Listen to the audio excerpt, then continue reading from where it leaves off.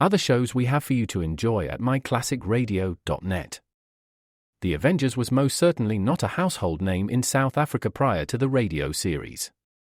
With no national television service until 1976, the mechanism simply was not present in the country to show television programs to mass audiences. While many other countries reveled in the filmed adventures of John Steed and company, South Africa was not equipped to join in the fun. The series took Britain by storm and made a major impression in the American markets, being that greatest of rarities, a British series given a network transmission slot. However, as a filmed series, rather than a videotaped one, The Avengers was able to gain a modicum of exposure in South Africa through film rentals. Come and listen at myclassicradio.net.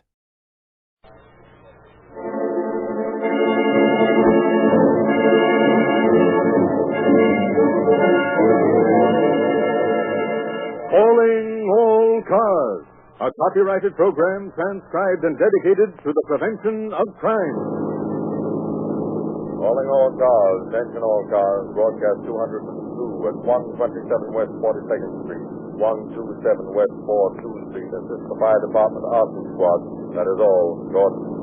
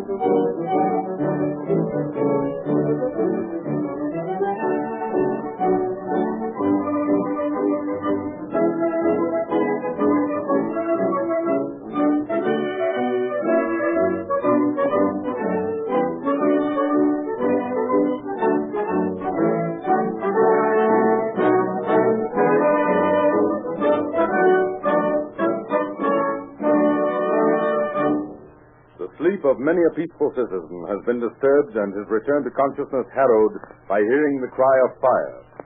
Small fires may spread beyond control and result in a citywide disaster, accompanied by a horrible toll of life and property. Arson, the setting of fires, is a felony and a peculiarly contemptible form of crime. It is rarely committed except for gain, the collection of insurance, though sometimes the arsonist is urged only by revenge or an attempt to cover up another crime. Of course, the fire department of any city is responsible for the control and extinguishing of fires. But where arson is suspected as the genesis of the fire, there the police department steps in, accompanied by the fire marshal. The arsonist is a cunning creature. He hopes that the fire will destroy the evidence which started it. To circumvent this, the police department and the fire department must and do work hand in hand. How well they do is shown in Sirens in the Night.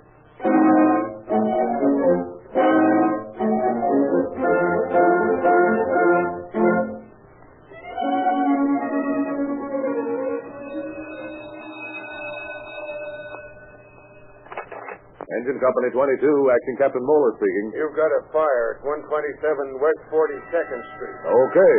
It's the go! 127 West 42nd Street, right. 127 West 42nd Street. Okay, 127 West 42nd Street. Let's go!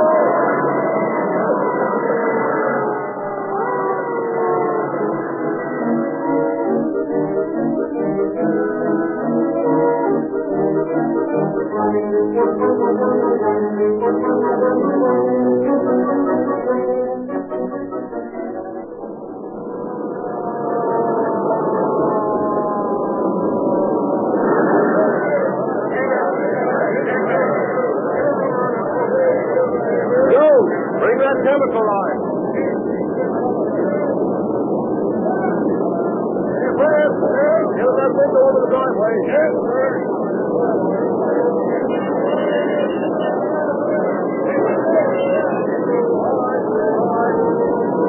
Get back, folks. We'll have to get back to the lines in here. I turned in the alarm. I saw it start. There was an explosion. Hasn't been anybody living in there either. All right, Jones, right up there.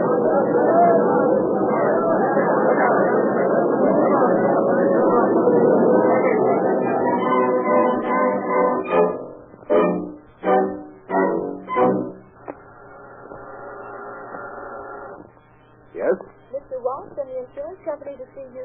Send them in. Yes, sir. Oh, good morning, Walt. Morning.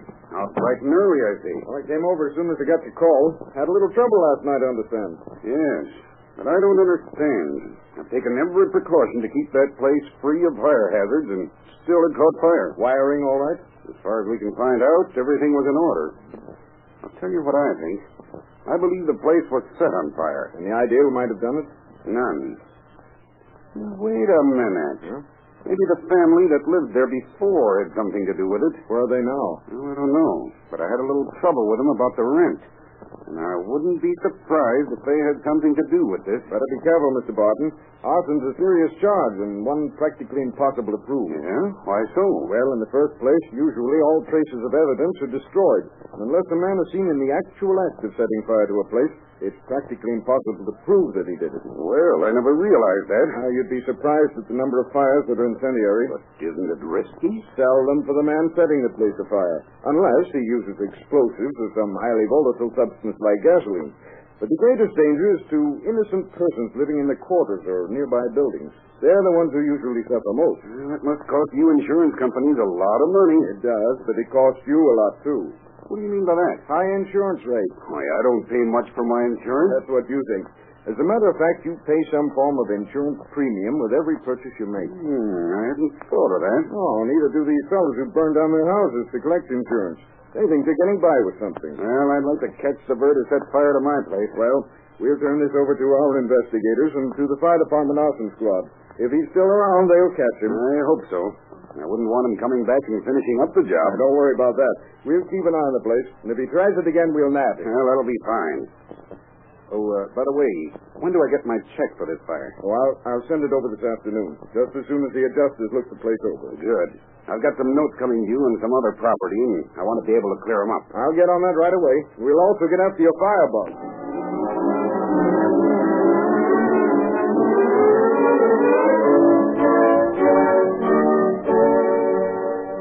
But though investigators worked for weeks on the case, no trace of the firebug was found.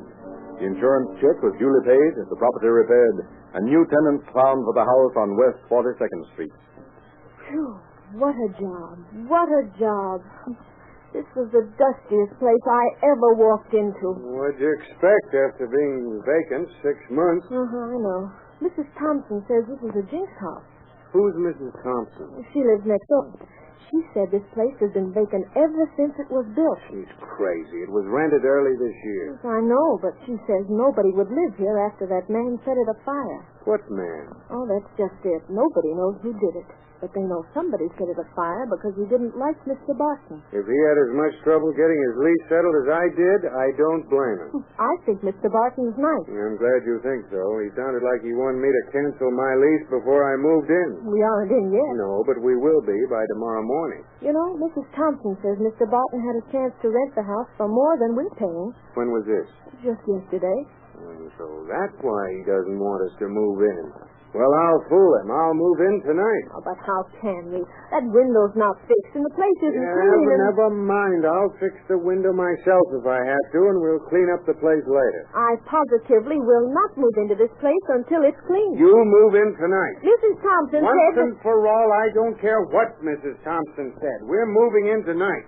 Barton will fix that window, at least he said he would, and if he doesn't, Well, we move in tonight. All right, but August, don't shout at me. I've heard so much about this Jinx and Mrs. Thompson and fire. But I didn't mean Stop it, will you? Let's go now. We've got to load the furniture and get back here before night. All right, August. All right. I won't mention the fire again. Yeah. But I tell you, Good, there's I something...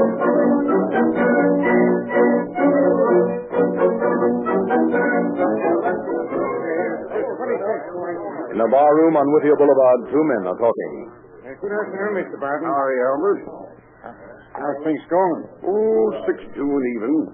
Have a good Christmas? Well, not very good. You know, being on the county and all. Yes, I know. Things have been a little tight this year. A little tight, huh? Been more than a little tight for me. Honest. Looks like I never will be able to pay you back what you've done for me. Oh, don't worry about it. But I do. Well, maybe you'll be able to do me a favor someday. A favor? Yeah. Say, if I ever can, just let me know. I'll do that, Albert. Well, what do you have today, Mr. Barton? Let's see now. I think I'll have a glass of beer. Glass of beer. Yes, sir. Anything to eat? Well, maybe you'd better bring me a Swiss cheese sandwich on Russian rye. Swiss on a Russian. Right away. And there's your beer. Oh, thanks. Quite a head on it. Creamy, I thought you liked it that way. That's good beer. Yeah. Hey, how'd you like to make a little money, Albert? Money? That's what I said. All depends on what I have to do for it. Well, I've got a job you could do for me. Honest? Yeah. You could make $10 or $15 at it. $10 or $15. Right. What doing? What time do you get through work here? Oh, in about a half hour. A half hour, eh? I'll tell you what I'll do. I'll drive you out and show you the job. Swell. If you want it, I'll make the necessary arrangements. Sure. I'd like to look it over. I think you can take care of it all right.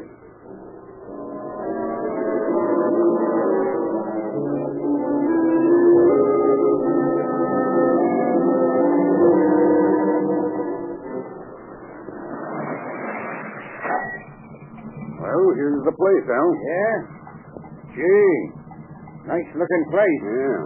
Been a Jinx house, though. A Jinx house? Honest?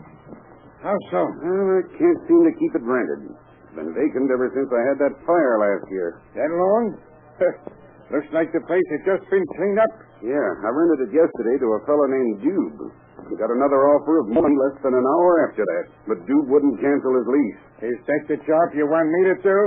Well, part of it. What am I supposed to do?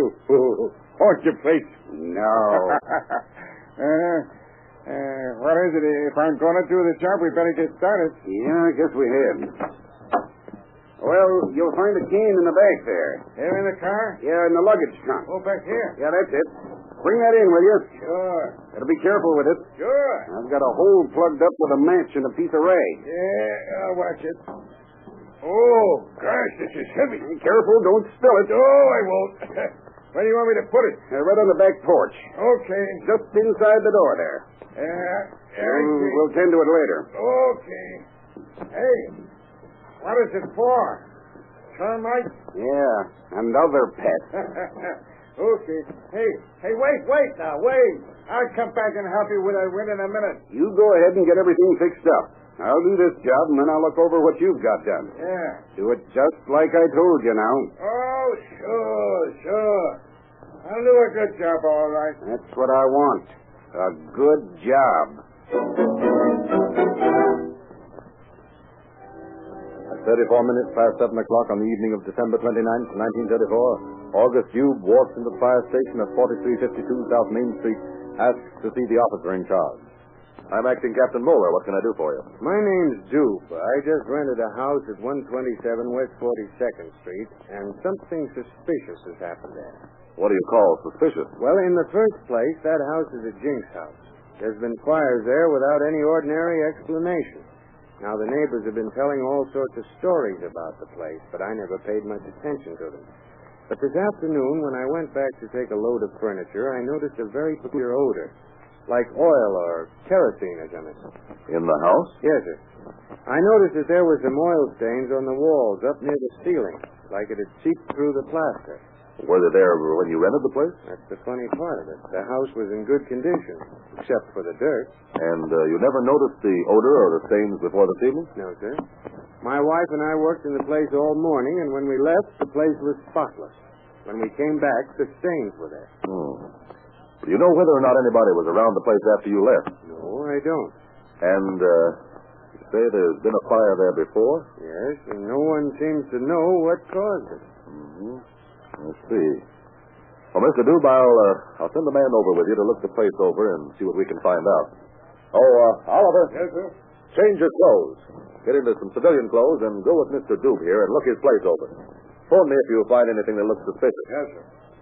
Now, Mr. Dube, you just go right ahead and act as though you hadn't noticed a thing. If we find the fire is planned for that address, well, you can take it from me. We'll take care of the bird who's planning it.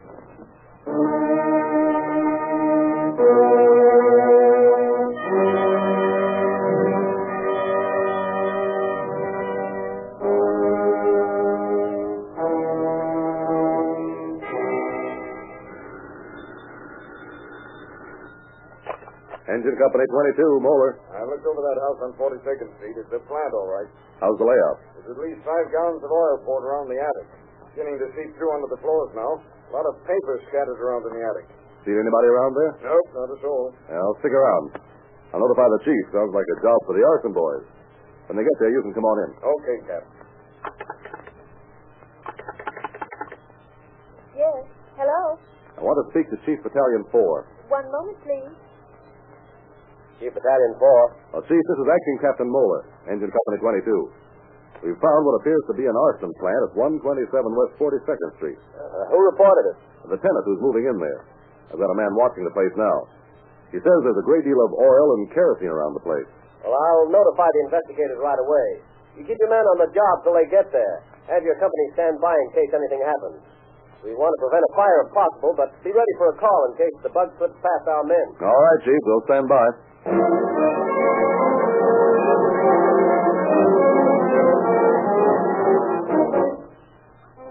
Battalion Chief Boone notified investigators Hare and Schubert of suspicious conditions at the address Moeller had given him. The two men make a thorough search of the place, finding a well-laid plant for a fire. Failing to find any igniting device, and realizing that the firebug plans to set the fire himself, Schubert leaves to get fire department photographers so as to obtain pictorial evidence. Hare calls investigator Harris to assist him in staking out the house. Schubert and I went over the joint with a fine-tooth comb, but we couldn't find anything that looked like an igniter. Coming back to do the job himself, is he? Well, that's what we figured. Say, isn't this the same place we looked over last year? Yes. We were sent out to check up an insurance claim, remember? Yeah, sure I do. I thought that fire was set, too. So did I, but we couldn't find anything to prove it. Well, looks like we've got him with the goods on him this time. Yes, if he shows up. With that much oil in that place, we've got to get him before he sets it off. You're telling me. Who owns that place? Chap by the name of Barton. Barton. Didn't we pick up a couple of birds who had a grudge against him while we were on that last fire? Yes. We couldn't get anything on them, though. Oh, boy. He must have a flock of enemies. It's like somebody's out to get even tonight. Hey, wait a minute. Look there. There's a car stopping in front of the house. Maybe that's our man. Looks like he's having a little trouble parking that jalopy. Bit under the weather, if you ask me. He's our man, I'll bet on it. Now he's going around the back. Hey, come on. All right, now you take that side. I'll go around to the right here. See him anywhere? No, don't. He went back to those palm trees, though, I think. I'll meet you in the back. Okay.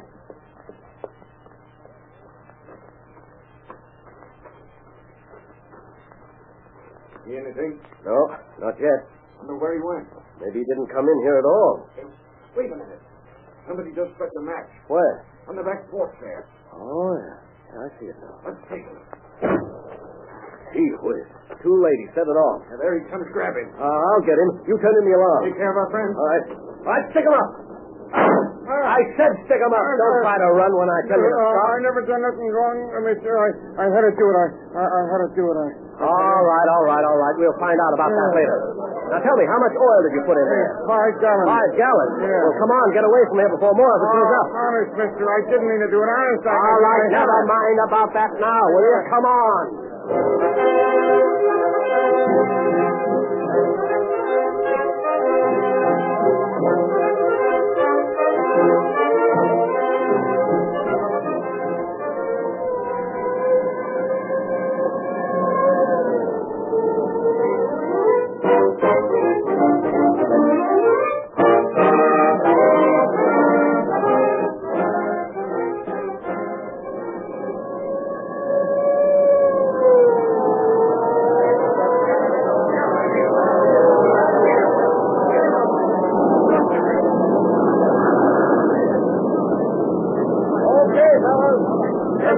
give us a line in here. All right, step back there, will you?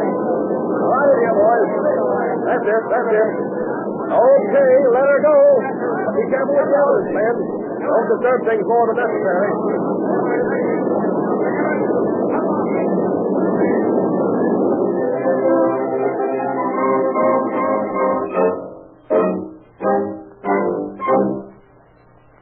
Everything under control, Captain? Yep, we've got all the top fires out, but I'm leaving a man here to watch for fresh outbreaks. How much damage did it do? Oh, not much. Less than $1,000, I'd say. Well, if this bird hadn't given us the slip tonight, we'd have prevented all of it. Well, if we could catch them all before they got any further than this one, we'd be satisfied. I'll return in a report on this. I'll see you later. He made me. Who's he? I ain't going to tell you. Oh, yes, you are. Oh, no, I ain't. What's your name? Albert. Where do you work? Oh, I got a part-time job in a saloon out on Whittier Boulevard. What do you do with the rest of your time? Well, whatever I can get to do. Such as setting houses on fire. No, this is the only job I ever did. Oh. Did somebody hire you to do this job? Well, yes and no. Yes and no. Just what do you mean by that? Yes and no. I owed this fella some money, and I thought I could sort of square myself with him if I done this. Who is he? I ain't going to tell you. You realize, of course, don't you, that we can send you to jail for this? Yeah, I don't care. How much money you owe this fellow? Oh, a couple of hundred, maybe less, maybe more. What do you owe him that much for?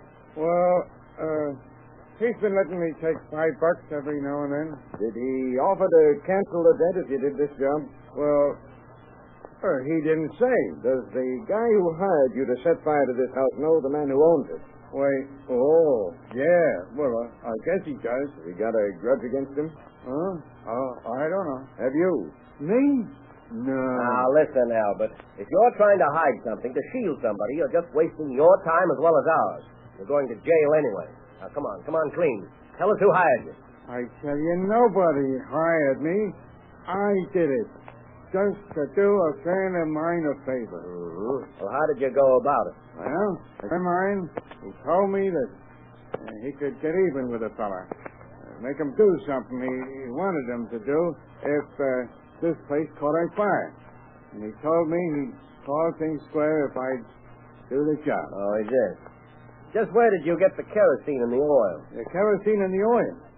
Oh, he bought it at a filling station down on the corner on Main. And we come up here. The people that had rented the place just left, and I had a key to the back door. I don't know where he got it, but I went in and got a table up under the scuttle hole there and climbed up in the attic. He handed me the oil and the newspapers, and I scattered them around. Why didn't you do the job then? It was daylight, Jane. We didn't want nobody to see us. I see. And then what did you do?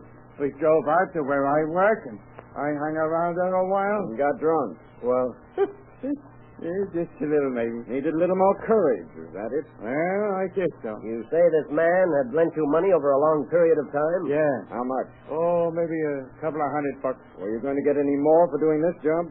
Yeah, $15. Mighty little money for the risk you took. Yeah. What's coming up here?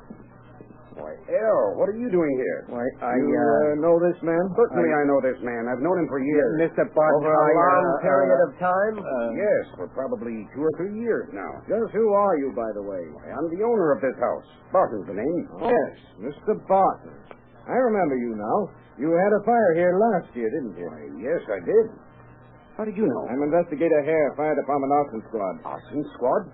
Why, what? And I'm Captain Harris of the same department. What are you doing here? We caught this man setting fire to this house, Mr. Barton. What? Setting fire to your house, Mr. Barton. Well, what's the meaning of this? Well, you see... Have you lent this man money? Why, yes, but... How much money have you lent him altogether, I mean? Why, I'd say $100, maybe $200. Did he ever pay any of it back? No. Did you expect him to? What? Did you expect him to pay it back? Why, yes, of course, certainly. Well, how? I beg your pardon? How did you expect him to pay it back? I don't follow you. Perhaps I can make it plainer. How did you expect an unemployed man to repay a loan of $200? Well, it really wasn't $200. It was... Oh, whatever the amount. How did you expect him to pay you back? Well, I hadn't thought about it. Are you in the habit of lending money that way? I don't think I am. Don't you know? What? Wait. No, I'm not. Rather warm tonight in here, isn't it, Mr. Barton? Yes. You've noticed it too, have you? You know the penalty for burning property for insurance? What's that? I said, do you know the penalty for burning insured property? What's that to me? This is your property, isn't it? Certainly. And it's insured, isn't it? Naturally. It's been burned, hasn't it? I still don't... Mr. Barton, I think we'd better explain to you that you're under arrest for conspiring to create an incendiary fire. Oh, this is preposterous. Do you know who I am? Yes, Mr. Barton, we do now. You're a fellow that goes around burning his property in order to collect the insurance. We tried that several times before this. We couldn't pin it on you. We've got you now, though, red-handed. I'll have you dismissed from the department for this. You have no proof to connect me with this fire. That's what I thought, too, until you got so warm a few moments ago and pulled out your handkerchief. Oh, what's my handkerchief got to do with it? May I see it for a moment, please? Certainly. Here. Thanks, sir. You see, we found a 5-gallon can out on the back porch. It had been full of kerosene just recently. It had a little air hole in the top of the can, too. Somebody had plugged that air hole with a match wrapped with cloth. That piece of cloth, Mr. Barton, came from the corner of your handkerchief right here, do you see? All right, I see. And that's why we're arresting you for burning insured property. I didn't think about that plug. Yeah, evidently not. Tell me, did you set fire to this house before? I said, did you set fire to this house before? Yes. Yes, I did. Why? Why? I'll tell you why. All my life, a home of my own for my family. And I couldn't afford one. But finally, I saved enough money for my job, and I bought a house. But it caught fire. The insurance company said I set it on fire, and they wouldn't pay me. But I didn't. I tell you. Right then, I made up my mind I'd get another house, and I'd insure it for every dollar it would stand, and then I'd burn it. I'd show them. They'd pay me the next time. Well, I did it. I did it, and it worked. I stood there watching the flames mount higher and higher, and I heard them roar. Those flames meant money to me. Plenty of money. I did it again and again and again. And I wanted to see those flames burn into the soul of the insurance company as they seared mine when I watched my first house burn down. That's why I did it. And I'd do it again. I'd do it again, I tell you. I'd do it again.